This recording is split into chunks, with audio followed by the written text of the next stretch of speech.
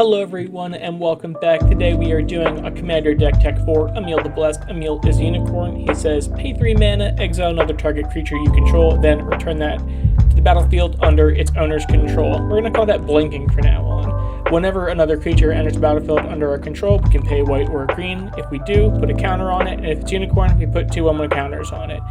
We're really not going to worry about the bottom effect. We're really going to be worrying about his 3 mana, blink at instant speed whenever we want. Plus, he has a 4/4 for 4, which is good. So this deck is all about Emiel Blink. So the game plan. The deck doesn't need Emiel to win, but he offers a really great blink value as an engine, and it's always best for him to be on field, but if he's not there, it's not the end of the world. You can still go out without him. We're going to primarily win by comboing out with good synergies, and having Emiel on the field, end steps, we're going to blink, or in response to removal, we use him to re-trigger our enter the battlefield abilities or dodge spells or whatever. Key piece, Ashnod's Altar. Ashnod's Altar, sacrifice a creature, get 2 colorless. Emiel costs 3 to blink, so any creature that comes into field with like a buddy or 2 buddies is going to give us a lot of value. Let me give you an example. So, we have Emiel, right? Pay 3 mana, blink something, right? Sacrifice a creature, get 2 colorless. Then we have Tollivar's Huntmaster. He enters the battlefield, and he brings 2 wolves with him. So what we're going to do is we're going to sacrifice the 2 wolves. We're going to get 4 colorless, right? Using 3 of the 4, we're going to blink Emiel, or use Emiel, blink Tollivar, get back Tollivar, get another 2 wolves. We're going to do that infinite number of times, and every time we do, we are going to net gain 1 colorless mana. So eventually, after we blink him a million times, right, we're going to have a million colorless mana, we're going to have a million wolves, right? It's going to give us infinite enter the battlefield abilities, and every infinite wolves, and we're going to get infinite colorless mana from it. There's a lot of other creatures in this deck that do that, and that is something funny that this deck can do, and it's one of the reasons why I picked Emiel for a blink deck. We're going to go into some of the creatures. Since we are a blink deck, a lot of our creatures are our utility and removals. So let's get into it. Acidic Slime. When he enters the battlefield, he destroys target artifact, enchantment, or land. He also has Death Touch. But you can imagine whenever you want paying 3 mana to blink Acidic Slime to blow up lands or artifacts and enchantments, you can see how the deck can cascade out and get really, really gross. Avenger of Zendikar, another one of those guys that goes infinite with Ashnod's Altar. Enters the battlefield, you make a plant for each land, you play a land, you put a 1/1 counter on all of our plants. Infinite plants, it can happen. Brood Monitor, another Ashnod's Altar combo. 3/3, when it enters the battlefield, we make 3 1/1 Eldrazi, and even if we don't have Ashnod's Altar, we can still sack those Eldrazi for like another blink target if we need, because it does make 3 of them. Cavalier of the Dawn. When he enters, destroy up to 1 target non-land permanent. Its controller makes a 3/3. So we're just going to get rid of stuff we don't like, and who cares if our opponent has a 3/3. I can guarantee you, whatever we're getting rid of, a 3/3 is not nearly as bad. Plus, worst case scenario, he dies, he gets back an artifact or an enchantment to our hand.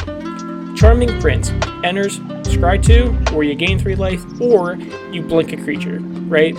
Charming Prince, fun fact about him, he's called Charming Prince because he actually is a charm himself. If you look at the old Magic cards, all the legendary dragon card charms and whatever, they all have 3 abilities. He's a Charming Prince, so he has 3 abilities, right? We can use the gain life and scry just for value if we need it, but what we're really going to want to do with him is exile another target creature and return it to the battlefield at the beginning of the next end step. So that way we can double up on enter the battlefield triggers and repeat some of the effects that we want to happen again. Rejuvenator comes into play. Look at the top 5 cards, put a land from among them on the battlefield tapped, put the rest on the bottom. So he's pretty good, just kind of like ramp. Turn 3, you just get a land tapped, because if you're going 5 deep and about a third of the deck is lands anyway, you're probably not going to miss. And plus, when you blink him over and over again, we can get a lot of lands. Eternal Witness. You blink it a lot, you get a lot of cards back from your grave to our hand. Barhaven Elf, when it enters the battlefield, search our deck for a basic land, put it into play tap. Again, all these creatures are put in the deck with the idea of blinking them with Emiel, right? So we don't necessarily have cards that are going to get stuff back from our grave, so we have Eternal Witness. We don't have any kind of ramp sorceries or instants, so we have Farhaven Elf. Beldar Guardian, when he enters the battlefield, blink another permanent we control, and then return it to the battlefield. So we can just kind of double up on blink abilities. Plus, the thing that's nice about Feldar Guardian and effects like Charming Prince, or these one-off blink things that are nice, is if we don't have a blink value on the field, let's say we have Eternal Witness on the field and we really want to get back a nuke from our grave, but we can't afford Emiel, right, or we can't blink it or whatever, we can play Feldar Guardian, he can blink Eternal Witness, and we can kind of get back that value anyway. So he's this kind of creature that can blink when he comes in, and you can double up blink triggers with Emiel. Flicker Wisp enters the battlefield, kind of same deal. Return another target permanent. Note, not that we control, another target permanent. Return it to its controllers at the next end step, so we can get rid of tokens. We can even do bounce lands, which are kind of funny because then it makes an opponent return a land to their hand. But no, he's just kind of there to double up on triggers. If you want another end of the battlefield effect, it's always very nice. Galligrators is a really good all-star. So whenever another creature enters the battlefield under our control, do one that hasn't been chosen this turn. Our first order of business, we're going to make a treasure, right? Galligrators is not like a blink target, right? He's just kind of there for value. So first things first, we make a tap treasure, another creature comes in, we gain some life, and then another creature comes in, we put a counter on them, right? Typically that order, really the last two don't really matter, but we're always going to make that treasure first, just so we have more mana to do blink stuff with Emiel later on. Guardian of Faith is pretty much this deck's version of Teferi's Protection. Flash, Vigilance, 3/2. When he enters the battlefield, any number of other target creatures you control phase out. So if someone decides to wipe the board, we can flash him in, and all of our other stuff is safe. Or even if he is already in play, we can use Emiel's ability, blink him, and he kind of takes one for the team, right? Everyone else is safe and phased out, and only he dies. Hornet Queen, another Ashnod's Altar All-Star. Flying Death Touch. When it enters the battlefield, make 4 1/1 flying insects with Death Touch. Pretty good value, and you can also think it's going to get really out of control if you have Ashnod's Altar, or really any, even just blinking it the fairway by paying 3 mana with Emiel is still good, right? 3 mana to get 4 1/1s with Flying and Death Touch, that's not a bad rate. Karmic Guide. When it enters the battlefield, return target creature card from our graveyard to the battlefield. It has Echo if we want, but at the beginning of your next upkeep, so we can start blinking it and doing like other kind of funny stuff on our upkeep if we just want to keep reanimating stuff, or worst case, we can just let it die. It's really not a big deal, but it is nice recursion to have. Night of Autumn. It's another like modal card. It's kind of like a charm in a way. So when it enters the battlefield, do whatever makes sense, right? You put 2 counters on him if you really need a blocker or whatever, right? Probably not that. But we're probably going to be using him most to destroy artifacts and enchantments, because that's really the best utility you're going to get from him. Or we can just gain 4 life, worst case scenario. But the thing is putting the counters on him is fine. But since we kind of like to blink him to pop artifacts and enchantments or gain life, probably don't want to put too many counters on him, you know? That's why Emiel's ability that can put counters on things, we really don't want to do too much, just because, like, we want to blink them anyway. It's just kind of like a waste to put a counter on him just for it to go away. Kodama at the East Tree, 6 mana, 6/6. Whenever another permanent enters the battlefield under our control, if it wasn't put there on the battlefield with this ability, you may put a permanent card with equal or lesser converted mana cost from your hand onto the battlefield. Basically, all this guy says is, whenever you blink something with Emiel, right, you can put a card from your hand with mana cost less than the card blinked with Emiel into play for free, right? So he just kind of lets you dump our hand, and since we're going to be blinking a lot anyway, he's just going to let us put our hand into play for free. Not for free, but for Emiel's blink, so it's kind of like extra value. Meteor Golem, 7 mana is a lot, but when he destroys a non-land permanent, it's kind of worth it. We can blink him with Emiel and have a lot of funny shenanigans going on with it, popping planeswalkers or whatever, right? Just getting rid of problematic things. Rex Sage enters the battlefield, just pop an artifact or enchantment. Everyone loves them. Short, sweet, and to the point. Restoration Angel, another kind of Feldar Guardian kind of thing. It just has flash, and plus it's a flying 3/4 blocker for 4, which is good. I don't think we have any other angels in our deck, luckily, but it is just like a good little blink.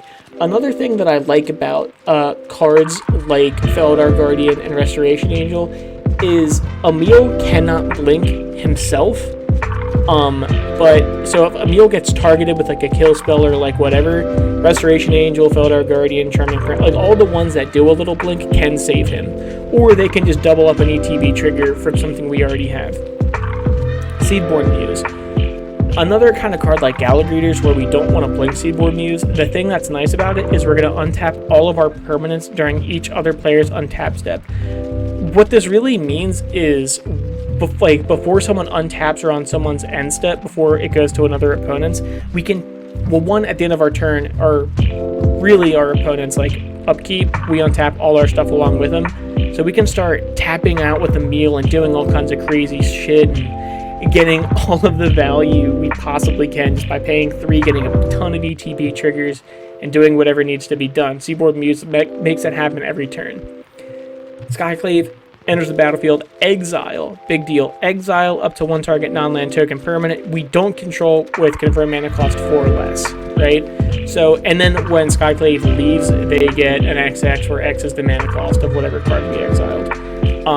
Kind of the same logic with Beast Within or whatever. It doesn't really matter if our opponent gets a 4/4 because whatever we got rid of is probably not nearly as bad as like a 4/4 could be. Or we can look at it on the upside and like we can get Soul Rings, or it's like a 1, or they only get like a 1/1 where we can get rid of a token and they don't get anything. It's just good value. Solemn Simulacrum, he's a great blink target. When he enters battlefield, you search your deck for a land, and then if we want to block with them, we can just draw a card, right? Just kind of good. You know, he's kind of like a pet card to me. I do like Solemn a lot. And you know, while I'm thinking about it more, Emiel is nice, because when you do want to block with something, you can declare something as a blocker and then blink it in response with Emiel. So your creature won't die, but you won't take any damage unless their creature had trample. So it's kind of like not only is their creature blocked, but we also get an ETB trigger. We don't lose any life. Solitude, great card. When it enters the battlefield, exile up to 1 other target creature. That creature's controller gains life equal to its power. It's just Swords to Plowshares on a guy that we can blink. It's also a 3/2 with lifelink that we can sometimes cast for free just by exiling a white card in our hand.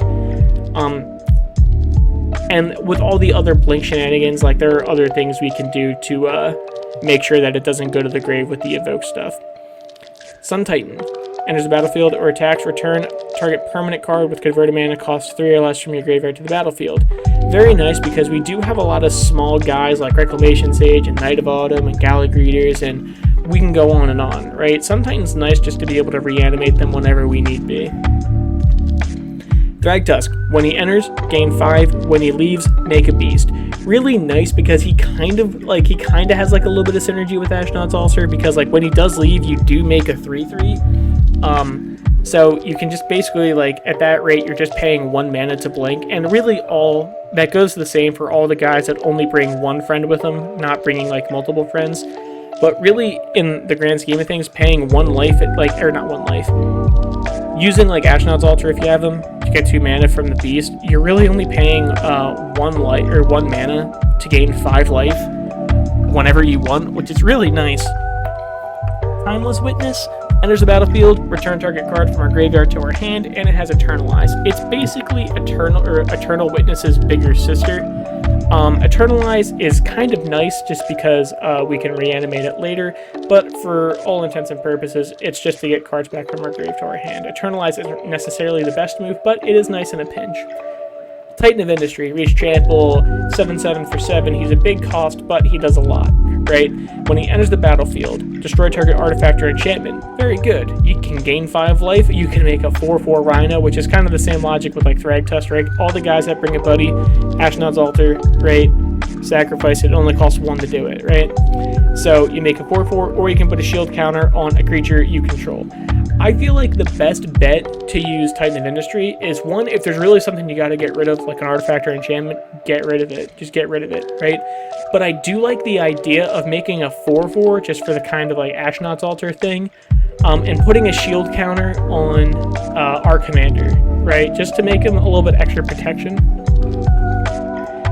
Topiary Stomper, 4/4 for 3 mana. When they enter the battlefield, just search our deck for a land, put it on the battlefield tapped, right? He's a great blocker, he's a good attacker. He can't attack or block unless you have 7 or more lands, but I mean, you probably don't want to really anyway too early on. You just want to be able to have him and blink him and do all that good stuff. Wall of Blossoms and Wall of Omens are the exact same card. Defender 0/4, when it enters the battlefield, draw a card. So it's just kind of nice because we don't always need to have like get rid of artifacts or enchantments or kill us something or gain some life or get a land. Sometimes we just need to draw cards for like other stuff. Final 2 creatures, Welcoming Vampire. Whenever a creature with power 2 or less enters the battlefield under our control, draw a card, and it only happens once each turn. We do run a lot of creatures with power 2 or less. Like, we do run a lot of those. So ideally, it helps us draw 1 card each turn, because if we can blink with Emiel, then it kind of doubles up and we can draw even more. Wood Elves, kind of like Farhaven Elves, but better. When it enters the battlefield, search your library for a forest card and put it on the battlefield. When we go over the lands, we'll see that I have some lands that have both types, like Temple Garden and Canopy Vista, that we can fetch with Wood Elves, which is nice. We only have 3 sorceries, and they're all nukes, right? They're all situational nukes. That's what's so nice about the deck, is all the cards are situational, right? So austere commands can get rid of all artifacts. We can choose 2 of them, right? Artifacts, enchantments, small creatures, or big creatures, right? Cleansing Novas, just creatures or artifacts and enchantments, and Farewell hits pretty much everything but planeswalkers, and it exiles them, which is really nice. Let's go into instants. Beast Within, we just get rid of something we don't like.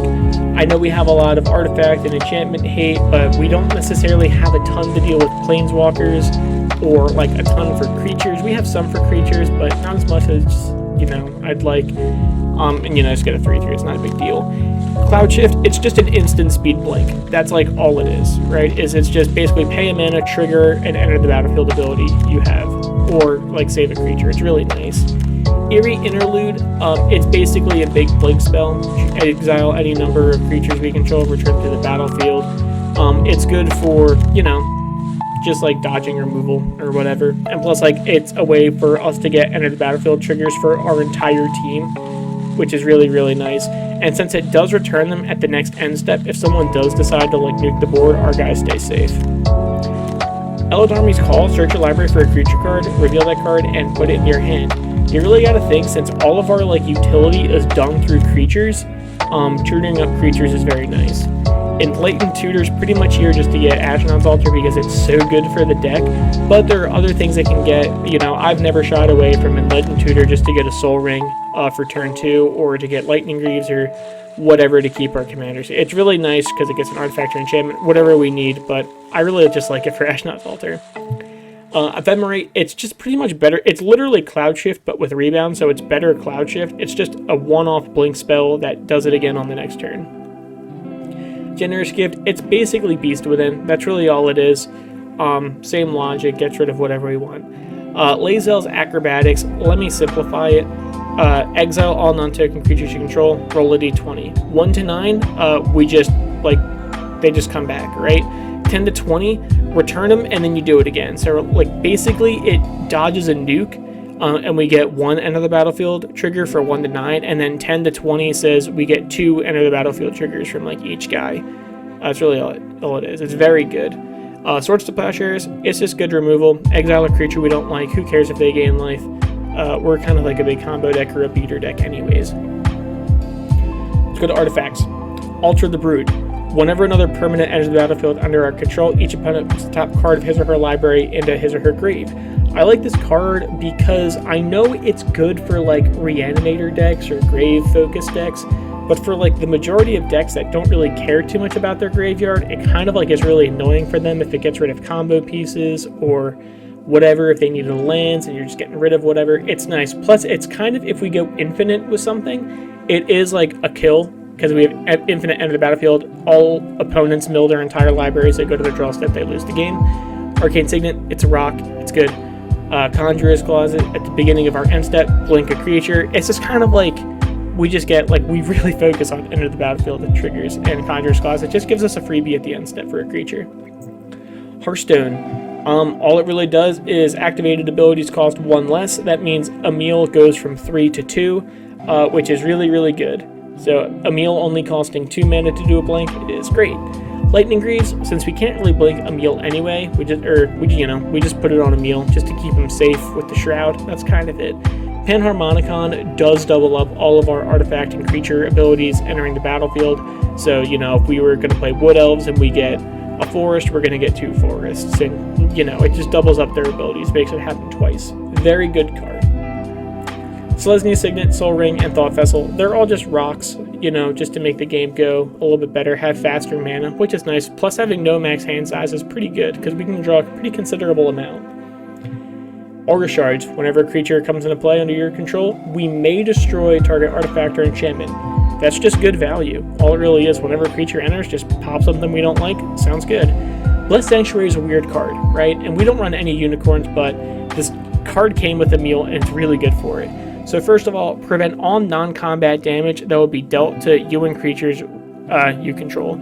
All this really means is burn spells don't just straight up do not work anymore, right? So if someone plays a spell that's like deal 3 damage to each creature, right? It just doesn't happen. Or if someone wants to fight one of our creatures, right?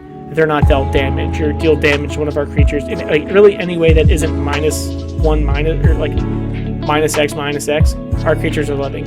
But more importantly, whenever a non-token creature enters the battlefield under our control, make a 2/2 unicorn, right? So the nice thing about this is, I already said that when creatures bring a buddy along, it makes them almost good enough to already put in. Blessed Sanctuary makes it so all of our creatures bring a buddy along, which is very, very nice. Cathar's Crusade, whenever a creature enters the battlefield, put a 1/1 counter on each creature we control. I know we do blink a lot, and I know I did say earlier that we don't really want to put 1/1 counters on creatures, but from me playtesting this deck a good amount online, it doesn't really matter getting rid of a couple counters on one guy, because typically the blink effect is more relevant than just having a stronger creature, especially when it's going to buff all of our other guys. Guardian Project, whenever a non-token creature enters, and since none of our creatures can have the same name, as is the nature of Commander, we draw a card. So really, whenever a non-token creature enters, draw a card. Very good. Mirari's Wake, creatures you control get +1/+1. Very good. And then whenever we tap a land for mana, add 1 mana of any type that land can produce. It's a really good card. 5 mana to make all our creatures stronger and make our mana tap per doubled is really good, especially since we focus on Emiel's blink ability and stuff. Smothering Tithe, I just like this card a lot just because it taxes our opponents. It's really it's a pain in the ass to deal with. But also I put it especially in this deck just because as people are drawing, if they don't want to pay 2, they can give us treasure counters and treasure tokens, and treasure tokens mean that we can put that mana into Emiel's blink. Final 2 enchantments. Teleportation Circle, it's just better Conjurer's Closet because Teleportation Circle will blink an artifact or a creature we control. We're still going to hit creatures, don't get me wrong, but it's just a nice little blink spell that's extra, or blink ability that's extra at the end of our turn. And then finally, we have Wilderness Reclamation. At the beginning of our end step, untap all of our lands. So that means that we can really do our fullest, to the fullest extent during our turn with Emiel and doing all those kinds of blink abilities and whatever, and then we can still save it to do on opponents' turns. In case someone has a removal spell or whatever, we can still be safe. Lands. Bountiful Promenade, we're going to have 2 or more opponents. When I build decks, I assume that I am in a pod of 4 with 3 opponents, so we're going to have those too. Canopy Vista, we have a good amount of basics in this deck, 24 to be exact, but we can also fetch it with Wood Elves, which is nice. Castle Garen Brig, we're going to have Forest because we're a 2-color deck, it's fine. Taps for a green, all good. Or we can pay 4 to really net gain an extra 2 mana, which is nice because we get 6 mana to spend this abilities to only cast creature spells, keyword, or activate abilities of creature. So really, including this land tap, we can pay 5 mana to essentially have 6 mana, and 6 mana activates Emiel twice, which is good. Command Beacon, this deck, again, like I say, doesn't need Emiel, and I know I've been saying him a lot. I can't stress how much it really doesn't need Emiel because it's just good removal all around. But Emiel's nice to have, so if he gets killed too much and he costs too much tax, we can put him from the command zone into our hand, which is good. command tower because it's an untapped dual. Overgrown farmland is good. It's basically always an untapped dual unless we control 2 or more lands, so it comes down turn 3 and beyond, it's an untapped dual. Reliquary tower, we do draw a good amount of cards, as you've seen with Welcoming Vampire, Guardian Project, and all the others, whatever, right? It's a good amount of cards. No max hand size, is pretty good. Scattered Groves, again, Forest Plain Subtype, we can get it with Wood Elves. Enters the battlefield tap, which sucks, but if we get it late in the game, we can always cycle it away. Scavenger Grounds is a weird pick that I was debating on adding, but I'm glad I did. It's a desert, which is important. Taps for a colorless, whatever.